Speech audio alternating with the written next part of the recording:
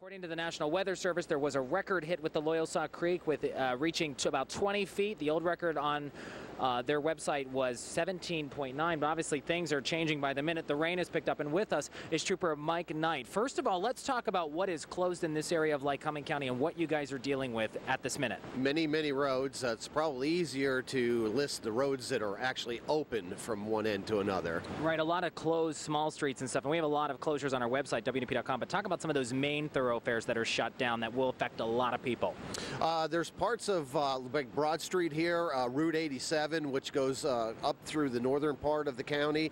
Those are the two primary roads in and east and west, north and south in the county. And you have a picture of something that you even captured earlier. We wanted to show you this. It's really the power of social media and digital cameras. Take a close look. This is which bridge and where is that? This is the Loyalsock Bridge. It crosses the Loyalsock Creek. It's commonly referred to Slabtown.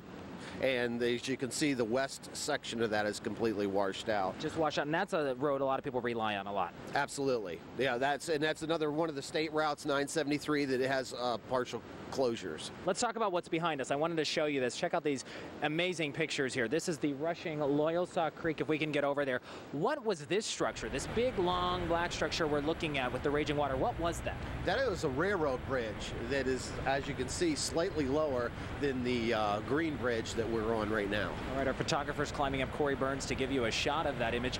Have you seen ever rushing water like this, so intense, so fast, so powerful? A couple times, 72, 76, and 96.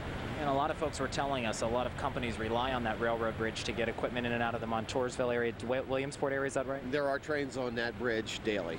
Wow, it's just incredible stuff. And if we can have Corey, my photographer, safely step back down, we want to walk over here. Let's take a look at this. And Trooper, I just want to find out, you have a lot of people coming down here to check out the sites. Has it been tough to control all of these crowds, or these people who are just blown away thinking, yeah, this is like Agnes all over again? Well, what it creates is traffic congestion, and then we have to assign people to actually clear and make sure that people are out of harm's way. Spent all last night telling people, you know, don't drive through moving water in any water at all, and we still had rescues that occurred last night in the county where people were actually trapped in motor vehicles. Yeah, we were getting off of 180 onto the 405 interchange in Muncie Hospital in that area. Is that still shut down with several feet of water? There is still water there. I was just there about 2 hours ago, and to my knowledge, that is still shut down. And yes, that was a major problem last night. Tell us how you guys are thinking ahead, not only state police, but emergency officials. I know you guys keep in touch with each other. Where do you go from this point out for the rest of the day and overnight? Well, when the waters recede, we're going to have a tremendous amount of cleanup. We're going to have a lot of roads and damage that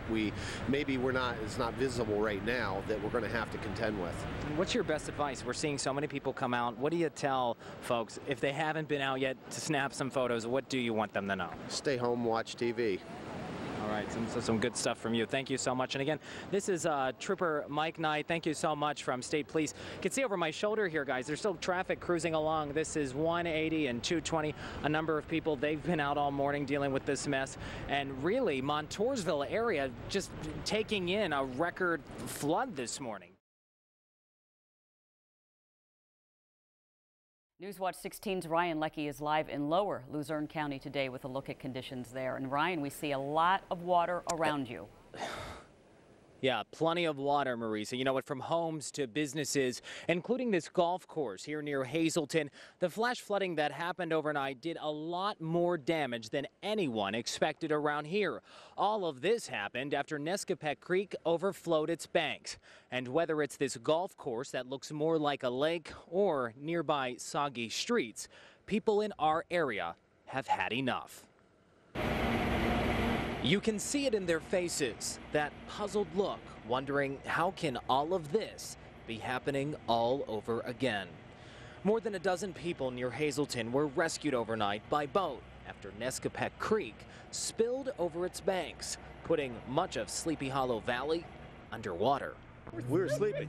We heard banging on the door. We heard banging on the door, and the boat was there. Would you people like to get out of here? I guess so. It was the water's at our doorstep.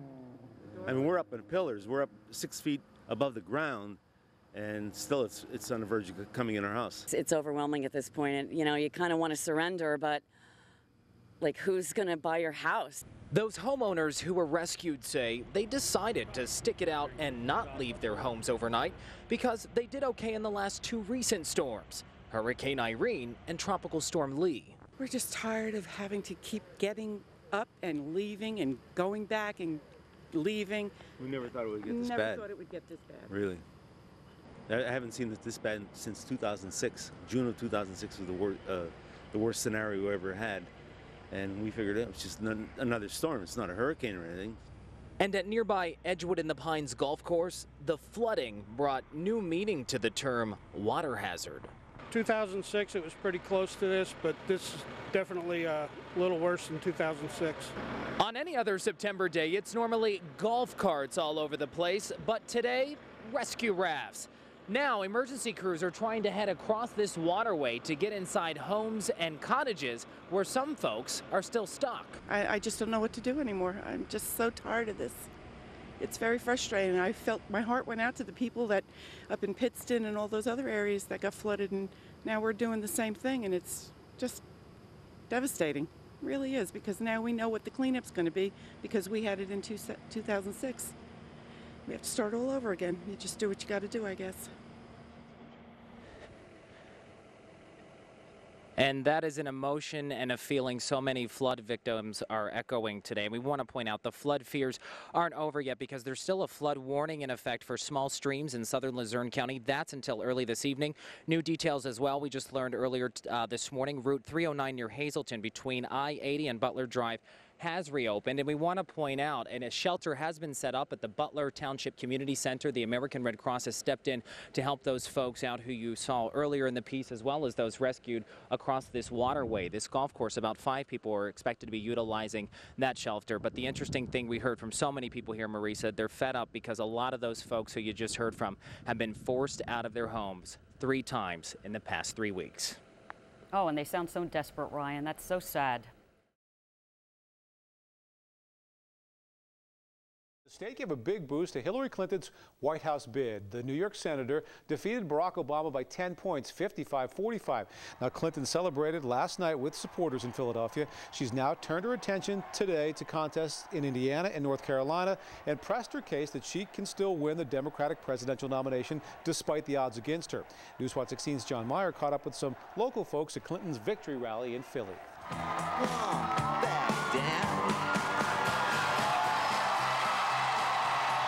A roaring crowd and the tune "I Won't Back Down" shook the ballroom in Philadelphia as Hillary Clinton showed up to thank Pennsylvanians for their big support. Tonight, more than ever, I need your help to continue this journey. This is your campaign, and this is your victory tonight. Pennsylvania, Texas, Ohio, 3 victories in a row in 3 big states. Reasons the Clinton campaign says she's not going anywhere. Pundits question whether Pennsylvanians would trust me with this charge, and tonight you showed you do. You know you can count on me to stand up strong for you every single day in the White House.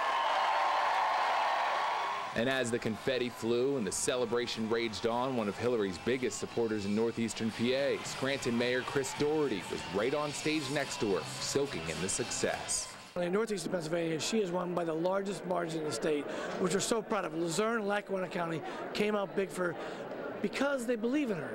It was awesome. She signed my tie. Hillary invited Paul Cichuro of Susquehanna County to be part of this. He wanted to job shadow her. I think that this will definitely mean that I'm going to run for president. I always wanted to, but this is like sure to make sure that I'm going to. This is just super exciting. There will be a lot of analysis about the margin of this victory, about the number of delegates, but one thing is clear. On this historic day in Pennsylvania, Hillary Clinton leaves a winner. John Meyer, Newswatch 16, Philadelphia.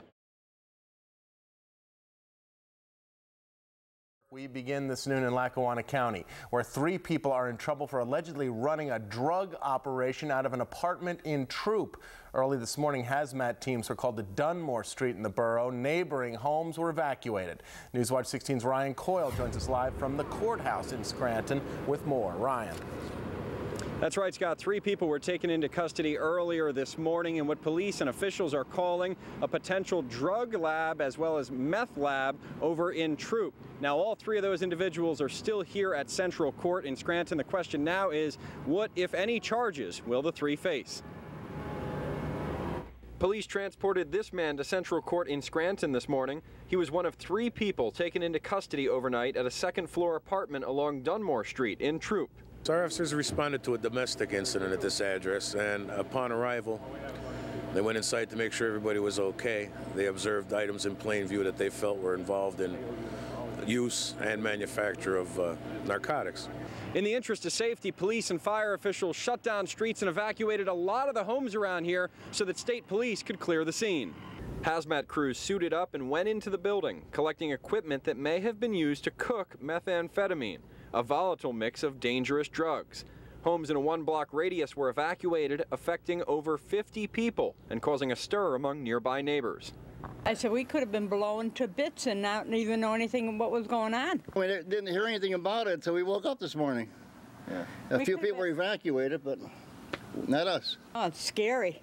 Yeah. If it happens once, God, how many other times is it going to happen? You never know. Wacky people in the neighborhoods. Dave Zeller lives behind the apartment. In a small town like Troop, you know, small city outside of Scranton, PA, you never expect it. And you got a meth lab, 200 yards away from my backyard. It's incredible. 5 hours after it started, a fire is still burning in a Luzerne County neighborhood. Newswatch 16's Jennifer Barrasso is there. Jen, what's happening there now? Take a look behind me, John. Right now, firefighters are dousing hot spots. Exeter's fire chief says about 150 firefighters responded to this woodworking shop here in Exeter. Basically, he believes that the fire started somewhere in the right side of the building. He says there was nothing firefighters could do to save the place. I thought the fireman on the ladder was going to get engulfed. The flames are just shooting up. Neighbors in this Luzerne County community describe it as unbelievable. Huge flames and heavy, thick smoke poured from the roof of this building near the intersection of Park and Lincoln Streets in Exeter. David Mead and Lori Becker and her kids live next door. Somebody came knocking on the door. The kids started yelling. There's a fire next door, so I came running outside. There was smoke pouring off the backside, not the front. The couple's house is just feet from the flames. I'm scared. I'm scared. That's about all I can say. They're doing a good job putting everything out and wetting down our house so that it doesn't catch. I'm just worried. Neighbors tell Newswatch 16 the owner of this woodworking business lived in an apartment upstairs. They say he was not home at the time. Firefighters were able to rescue his dog. I just never saw anything like this. There was a little bit of smoke. We thought the fire company would come and it would be gone in a half hour. And then it's totally destroyed now. Dave Ballant lives around the corner. He says he's glad nobody got hurt. Just devastating. I'm just happy that everybody was okay. No one else got injured.